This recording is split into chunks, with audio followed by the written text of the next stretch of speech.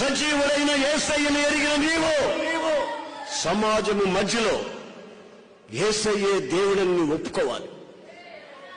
ఆయన తప్ప వేరొక దేవుడు లేడు అని చెప్పాలి. ఆమేన్. వేరొక దేవుడు లేడు అని చెప్పాలి. వేరొక దేవుడు లేడు అని చెప్పాలి. యేసుక్రీస్తు సుచరిత్ర గల దేవుడు. కామకోదం మదమత్సర్యాలు లేవు. నడకలో కాని, పడకలో కాని, చూపులో కాని, వస్త్రధారణలో కాని పరిశుద్ధత మాత్రమే ప్రకటించిన వాడు. ఆయన పేరే నజరేయుడైన యేసు.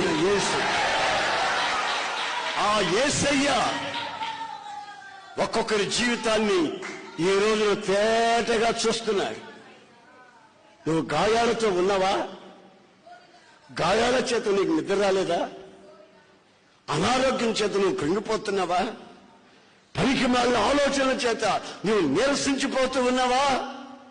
అలాగైతే నేను ఈ రాత్రి, రైట్ నౌ, ఈ రాత్రే,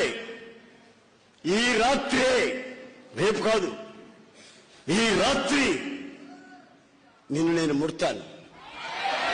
హల్లెలూయా, హల్లెలూయా, హల్లెలూయా.